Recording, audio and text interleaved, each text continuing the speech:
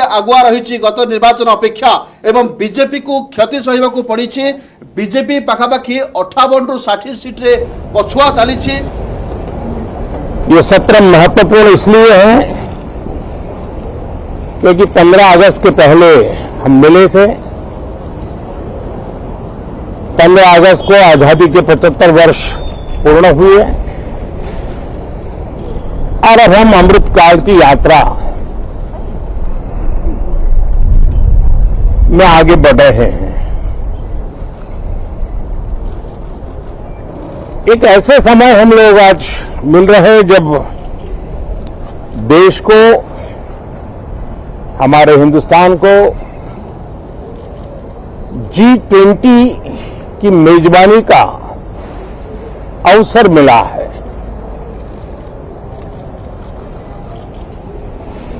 विश्व समुदाय में जिस प्रकार से भारत का स्थान बना है, जिस प्रकार से भारत से अपेक्षाएं बढ़ी हैं और जिस प्रकार से भारत वैश्विक मंच पर अपनी भागीदारी बढ़ाता जा रहा है, ऐसे समय ये G20 की मेजबानी भारत को मिलना एक बहुत ही बड़ा अवसर है। ये G20 समिट ये सिर्फ एक डिप्लोमेटिक इवेंट नहीं है, लेकिन ये G20 समिट एक समग्र रूप से में भारत के सामर्थ्य को विश्व के सामने प्रस्तुत करने का अवसर है। इतना बड़ा देश, मदर ऑफ डेमोक्रेसी, इतनी विविधताएं, इतना सामर्थ्य, पूरे विश्व को भारत को जानने का एक बहुत बड़ा अवसर है और भारत को, पूरे विश्व को अपना सामर्थ्य जताने का भी बहुत बड़ा अवसर है। पिछले दिनों मेरे सभी दल के अध्यक्षों से बहुत ही सानुकूल वातावरण में चर्चा हुई है।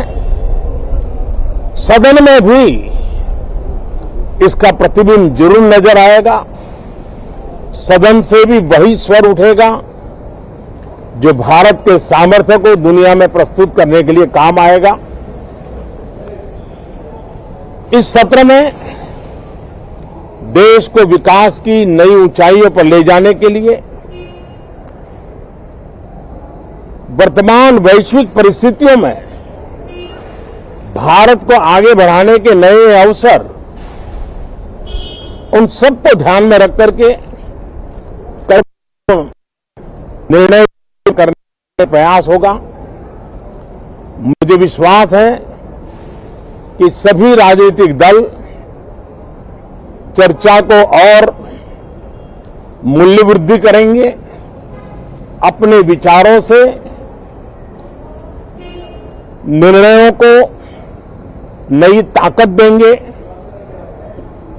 दिशा को और स्पष्ट रूप से उजागर करने में मदद करेंगे।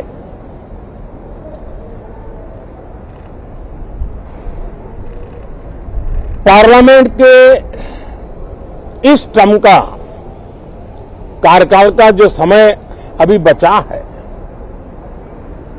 मैं सभी पार्टी के लीडर्स को और सभी फ्लोर लीडर्स को बहुत ही आग्रह करना चाहता हूं कि जो पहली बार सदन में आए हैं, जो नए सांसद हैं, जो युवा सांसद हैं, उनके उज्जवल भविष्य के लिए और लोकतंत्र की भावी पीढ़ी को तैयार करने के लिए हम ज्यादा से ज्यादा अवसर उन सबको दें, चर्चाओं में उनका भागीदारी बढ़े। पिछले दिनों करीब करीब सभी दलों के किसी न किसी सांसद से मेरी अनौपचारिक मुलाकातें जब भी हुई हैं, एक बात जरूर सब सांसद कहते हैं कि सदन में हो हल्ला और फिर सदन स्थगित हो जाता है, उससे हम सांसदों का नुकसान बहुत होता है।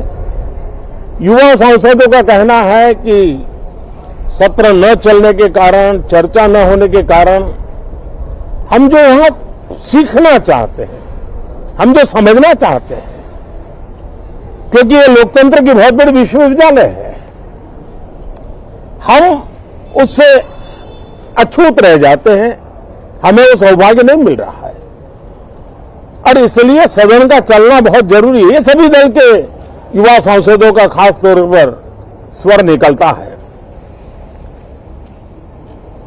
मैं समझता हूं कि और विपक्ष के जो सांसद है उनका भी ये कहना है कि डिबेट में हमें बोलने का अवसर नहीं मिलता है, उसके कारण सदन स्थगित हो जाता है, उसके कारण हो हल्ला होता है, उसके कारण हमें बहुत नुकसान होता है। मैं समझता हूं कि सभी फ्लोर लीडर, सभी पार्टी लीडर्स हमारे इन सांसदों की वेदना को समझेंगे, उनके विकास के लिए, देश के विकास में उनके सामर्थ्य को जोड़ने के लिए, उनका जो उत्साह है, उमंग है, उनका जो तजुर्बा है, उन सब का लाभ देश को मिले, निर्णयों में मिले, निर्णय प्रक्रियाओं में मिले, ये लोकतंत्र के लिए बहुत आवश्यक है। मैं बहुत ही आग्रह के साथ सभी दलों से, सभी सांसदों से इस सत्र को और अधिक प्रोडक्टिव बनाने की दिशा में सामूहिक प्रयास हो। इस सत्र में एक और भी सौभाग्य है कि आज पहली बार हमारे उपराष्ट्रपति जी राज्यसभा के सभापति के रूप में अपना कार्यकाल प्रारंभ करेंगे। उनका ये पहला सत्र होगा और पहला दिन होगा। जिस प्रकार से हमारे राष्ट्रपति द्रौपदी मुर्मू जी ने भारत की महान विरासत, हमारी आदिवासी परंपराओं के साथ देश को गौरव बढ़ाने में बहुत बड़ी भूमिका निभाई है, उसी प्रकार से एक किसान पुत्र उपराष्ट्रपति पद और आज राज्यसभा के सभापति के रूप में देश के गौरव को बढ़ाएंगे, सांसदों को प्रेरित करेंगे, प्रोत्साहित करेंगे। उनको भी मेरी तरफ से मैं अनेक अनेक शुभकामनाएं देता हूं। बहुत बहुत धन्यवाद साथियों। नमस्कार।